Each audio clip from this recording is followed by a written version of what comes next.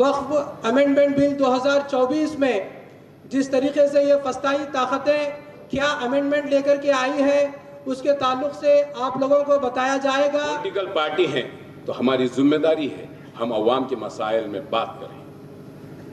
हमने मुंतखब करके भले ही गलती की हो, लेकिन हम नहीं समझते कि वही जिम्मेदार है। हम अपनी जिम्मेदारी, जबकि होना यह चाहिए था कि जो इलेक्टेड रिप्रेजेंटेटिव्स होते हैं वो हमारे हुकूक के लिए हमेशा सड़कों पर या ऐवानों में बिल्कुल बिलमुशाफा बात करते रहे और उन मसाइल पर जो है ना लड़ते झगड़ते रहे। लेकिन ऐसा नहीं होने की बिना पर एसडीपीआई हमेशा से अपना एक अपोजिशन का किरदार निभाता है और उन किरदार को हमेशा से हमारे ऊपर केस करके, हमें एफआईआर करके, हमें कुछ अलग अलग नित नए तरीकों से डराने की कोशिश की जाती है। मैं उनको मुबारकबाद देता हूं। आप 200 केस कीजिए, 200 केस कीजिए, हमें कोई फर्क पड़ने वाला नहीं है, क्योंकि हमने ये अज़्म करके उठा हुआ है कि यहां की अवाम मसावी हुकूक हासिल करना पसंद करती है। यहां के अवाम को मसावी हुकूक दिलाना ये हमारी आईन जिम्मेदारी है।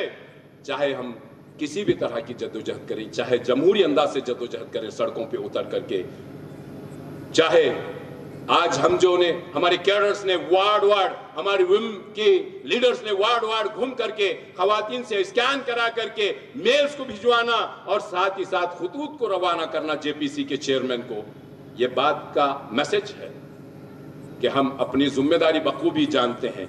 मैं अवाम से गुजारिश करता हूं कि ये हालात को बदलने के लिए आपके अंदर पॉलिटिकल मैच्योरिटी होना बहुत जरूरी है। बहुत सारे दानिशमंद हैं जो सफेद कपड़े पहनते हैं और अच्छे अच्छे अल्फाज इस्तेमाल करते हैं, लेकिन उनकी दानिशमंदी कितनी महदूद है, उनका नजरिया कितना छोटा है और उनकी सोच किस तरह गुलामाना है कि वो हमेशा कहते हैं नहीं हिकमत से काम लेंगे। आज के हालात खराब हैं। कब हालात ठीक थे आपके? आफ्टर इंडिपेंडेंस कब हालात आपके ठीक थे? कब हालात ठीक होंगे? कम से कम ये तो बता दीजिए। आपने कहा दिया कि हालात खराब हैं, तो हालात कब ठीक थे वो बता दीजिए, और हालात कब ठीक होने वाले हैं वो बता दीजिए, और उसमें आपका क्या किरदार होगा वो भी बता दीजिए अवाम के सामने। आप दानिशमंदी दिखाते हैं चंद कलिमात कह करके, फैक्ट्स एंड फिगर के नाम पर कुछ कलेक्टेड डाटा लेके आते हैं। वो डाटा के जरिए से लोगों को खौफ और हिरास में डालते हैं, उनके जहनों को कंफ्यूज करते हैं और उनके दिलों में खौफ तारी कराते हैं। वक्फ छोटी सी बात है कि एक ऐसी जमीन का टुकड़ा या ऐसा गिफ्टेड एक प्रॉपर्टी जो अल्लाह के नाम पे इसलिए दे दी जाती है ताकि उससे लोगों का वेलफेयर, सिर्फ और सिर्फ लोगों के वेलफेयर का काम करने वाली का एक बोर्ड, जिसको आज अगर गवर्नमेंट अमेंड करना चाह रही है, जबकि वो अमेंडमेंट नहीं होगा, वो अमेंडमेंट के थ्रू आपसे छीनने का काम होगा, क्योंकि 2014 से जो गवर्नमेंट आके पावर में बैठी है, ना वो पढ़ी लिखी है, ना वो इंटेलेक्चुअल्स की है, ना वो सोशल वेलफेयर सोचती है, ना ही वो इस मुल्क की है, ना वो मुआशरे की है, ना वो इस मुल्क में रहने वाले सिटीजन्स की है। आप कोई मुद्दा उठा के देख लीजिए, औरतों का हाल देख लीजिए, किसानों का हाल देख लीजिए, लेबर तबके को देख लीजिए, मिडिल क्लास को देख लीजिए, प्राइवेटाइजेशन के नाम पे आप देख लीजिए, और उसके बाद चंद लोग जिनको बड़ा सरमाया देकर इस मुल्क के आधे से ज्यादा रिसोर्सेज पर बिठा दिया गया। आपको मालूम होना चाहिए, अंबानी का घर भी जिस जमीन पे बना है, 10 साल मुकदमा चला कोर्ट में, वो भी वक्फ की जमीन पर है। तो कहीं ऐसा तो नहीं कि मोदी जी दोस्त को बचाने के चक्कर में है। उसके बाद एक छोटी सी मिसाल दूंगी, ऐसे तो हमारे पास बहुत लंबी लिस्ट है फिगर आउट करने के लिए। मथुरा जाइए, मथुरा में बड़े मंदिर है, मशहूर मंदिर, लिस्ट निकालिए, आपको पता चलेगा। यहां मैं बात इसकी नहीं कर रही हूं कि किसी ने हमसे अभी कुछ छीना है, लेकिन हाँ, छीनने की तैयारी जरूर है। वक्फ इस ऐसी जमीन है जिस पर मंदिर भी बने हुए, यानी कि वक्फ ने अपनी वक्फ की जमीन को गिफ्ट किया है उनके लिए भी। क्यों? To maintain the communal harmony, भाईचारा, सो कॉल्ड भाईचारा। आपको पता है, आप रोज व्हाट्सएप पे सब लोग अपने स्टेटस पे खाली यही काउंट लगा रहे हैं कि इतने ईमेल चले गए, इतने ईमेल चले गए। आपने 2 करोड़ ईमेल कर दिया, आप उसी पे अल्हम्दुलिल्लाह अल्हम्दुलिल्लाह करे जा रहे। 4 करोड़ ईमेल आपको कॉन्ट्रडिक्ट करने के लिए पहले से पहुंचे हुए। अब कहाँ जाएंगे, अब क्या करेंगे? उसके बाद हम देख सकते हैं कि हमसे हमारी बाबरी मस्जिद हमसे छीनी गई। आजादी के बाद हर वो 10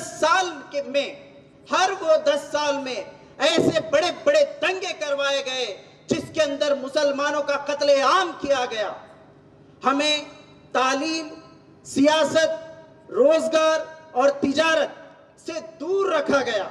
हजारों झूठे इनकाउंटर यानी फेक इनकाउंटर किए गए और यूएपीए, टाडा, पोटा और एनआईए जैसे काले कानून बनाकर हमारे बेकसूर लोगों को जेलों में ठूसा गया। देश के कोने कोने में मॉब लिंचिंग कर दी जा रही है। हमारे मस्जिदों, मदरसों, दरगाहों और कब्रिस्तानों को भी नहीं बख्शा गया। सीए और एनआरसी जैसे कानून लाके मुसलमानों को सताया गया। फ्रीडम ऑफ रिलीजन छीन ली गई। हिजाब और टोपी को क्रिमिनलाइज किया गया। बुलडोजर के जरिए से हमारे घरों को, इबादत गाहों को, प्रॉपर्टीज को डेमोलिश किया गया। दोस्तों, ये सब कुछ हमेशा जुल्म और नफरत खून के दरियाओं में डुबोकर किया गया। अब वो हमसे हमारा वक्त भी छीनना चाहते हैं। हमारा वक्त, मैं साफ अल्फाज में ये कहना चाहता हूं, सुन लो नरेंद्र मोदी, बीजेपी, आरएसएस वालों, सुन लो।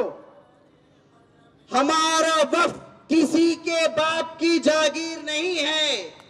ये सिर्फ और सिर्फ अल्लाह की मिल्कियत है और ये मुसलमानों की मिल्कियत है।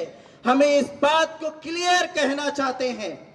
हमारा वक्त, अगर तुम इस पर हाथ भी डालोगे तो याद रख लो, ये सरजमीन गुलबर्गा, ये हफ्त गुम्मत का ये जो तारीखी मैदान है और इस मुबारक महीने की कसम, अल्लाह के रसूल सल्लल्लाहु अलैहि वसल्लम की मीलाद की कसम और हजरत ख्वाजा बंदा नवाज गेसू दराज रहमतुल्लाह अलैह की इस पाक सरजमीन की कसम, तुम बर्बाद और निस्तो नाबूद हो जाओगे।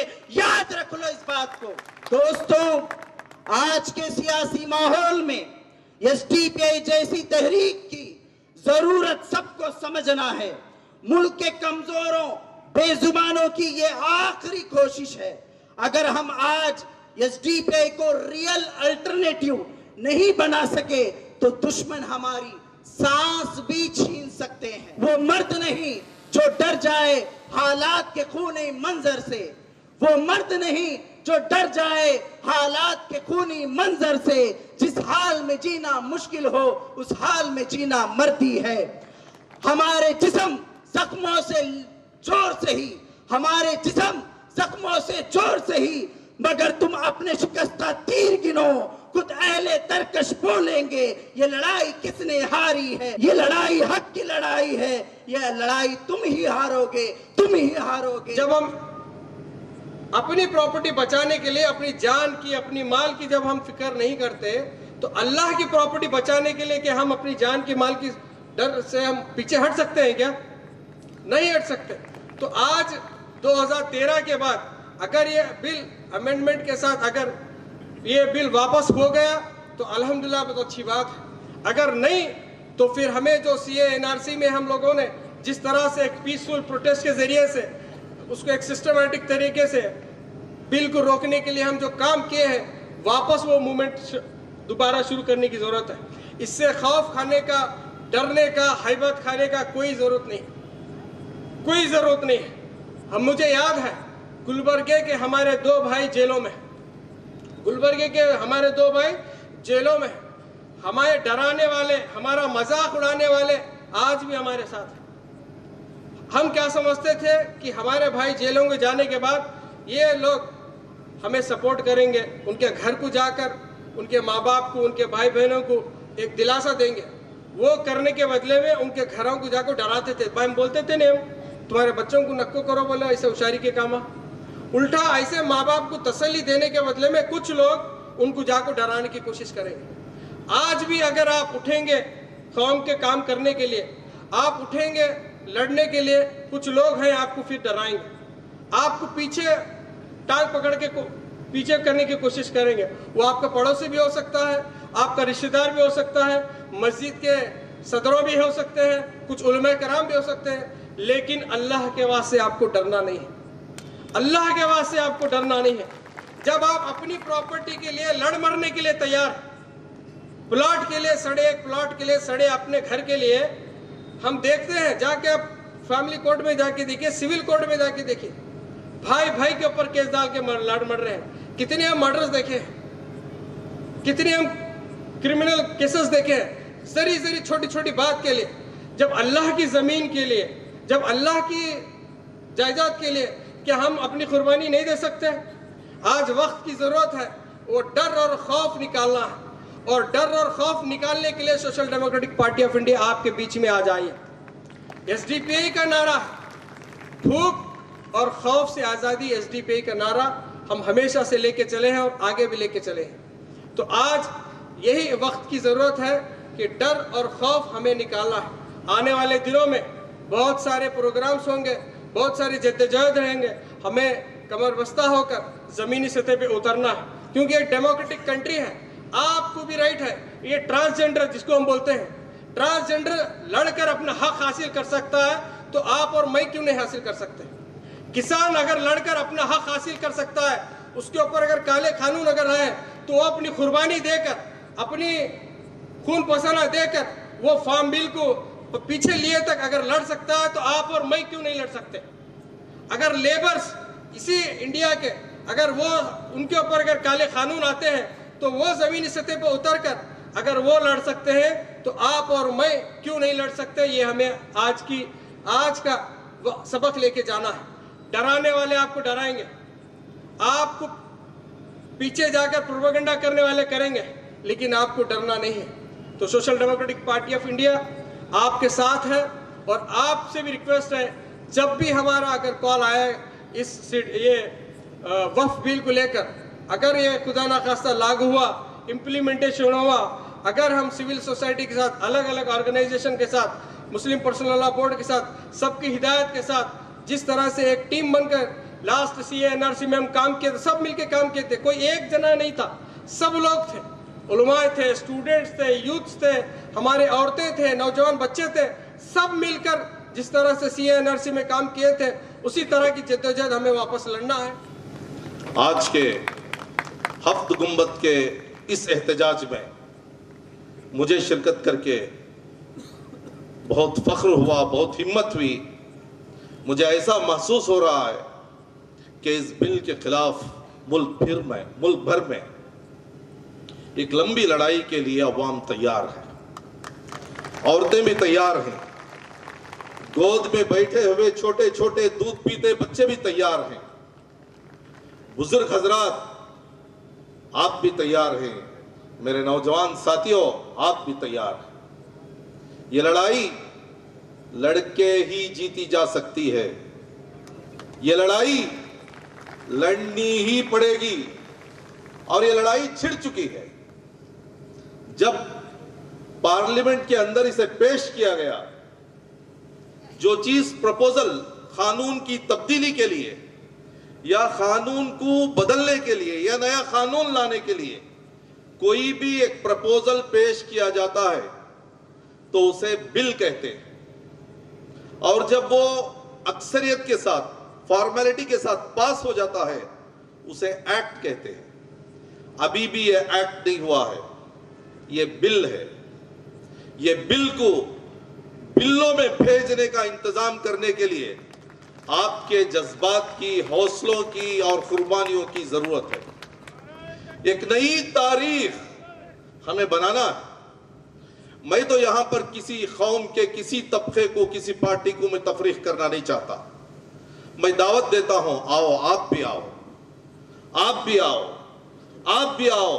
हो सकता है अब तक बहुत कुछ खो चुके हैं, बहुत कुछ हमारे अंदर तफरीके थे, बहुत दीवारें खड़ी हुई थी, बहुत कंफ्यूजन्स था, बहुत अय्याशी कर ली, बहुत आराम कर लिया। अब लड़ने के दिन है, आओ। अब स्टेज के दिन नहीं है, आइंदा हम स्टेज नहीं डालेंगे, ऐसी कुर्सियां नहीं रहेंगी और ऐसे मैदानों में हम नहीं बैठेंगे, हम रास्तों पर बैठना पड़ेगा। धूप की चिलचिलाती हुई तपिश को बर्दाश्त करना पड़ेगा और फिर जज्बाती बन के नहीं, मजहबी बनकर, मुहज्जिब बनकर, एक नंबर का शहरी बनकर, कॉन्स्टिट्यूशनल लबादा ओढ़कर, रेस्पेक्ट के साथ ये लड़ाई को, हमें एक लंबी लड़ाई के लिए हमें तैयार होना है।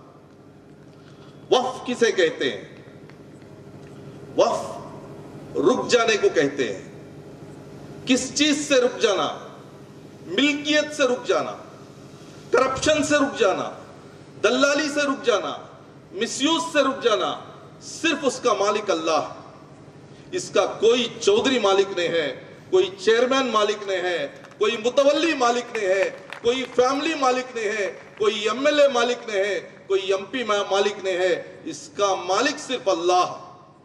जिस तरीके से मेरी जान का मालिक अल्लाह है, जिस तरीके से मेरे बाप और मेरी मां का मालिक अल्लाह है, इसी तरीके से ये वक्फ प्रॉपर्टी का मालिक भी अल्लाह।